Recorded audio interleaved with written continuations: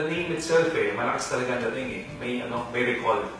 Kaya nung nakita ko yung company, nakita ko yung product line, and nakita ko yung compensation plan, talagang na-decide talaga ako na this is the right company for me. It was a bit timely nung nalaman namin yun kasi it was introduced to us by a business partner from Malaysia. We wanted to show him a company na gusto namin i-market. And ang nangyari nun, yung imbes na makuha namin siya, nag-iba yung ihip ng hangin. Kami yung nakuha sa Longreach. Pinuntahan talaga namin yung office sa China, in Suzhou. So doon namin nakita talaga lahat. As in, from the factory, from the office itself, we were so blown away sa laki ng company. Actually, marami kaming challenges na face when we started. Kasi you have to understand that sa networking, in this kind of industry, it's not easy when you enter a company na pioneering. It's a good chance or it's a good opportunity, but it's not easy. And we were aware of that.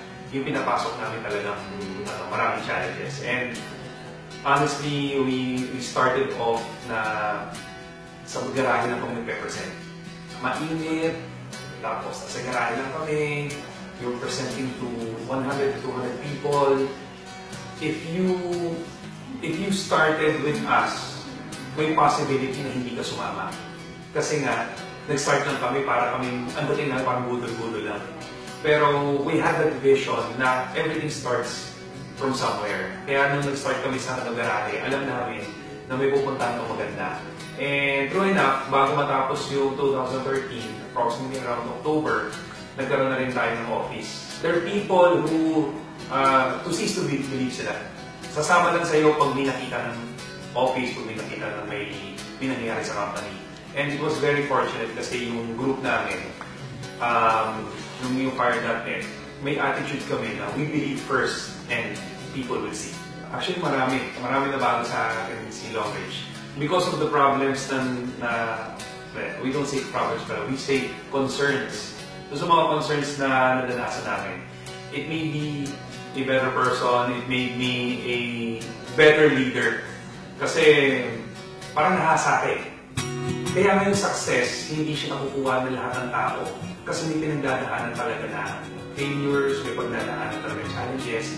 Pag na-feel mo na nahihirapan ka na sa ginagawa mo, ibig sabihin mas malapit ka na sa success na darating sa'yo.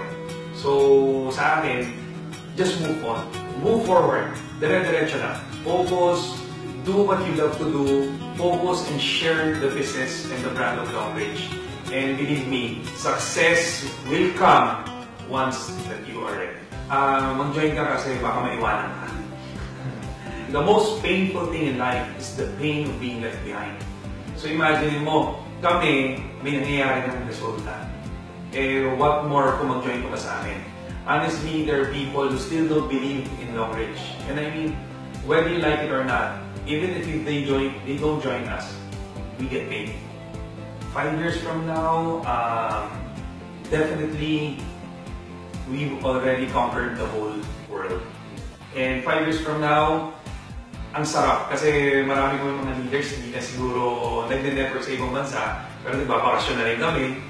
Hindi na ako kinakabahan sa coding. Kasi marami kami mga leaders, siguro lahat kami, may mga kotse, may mga kanya-kanya na kami sasakyan, kanya-kanya na kami bahay. 5 years from now, our brand is so well known na people are just looking for leaders or distributors who has this brand.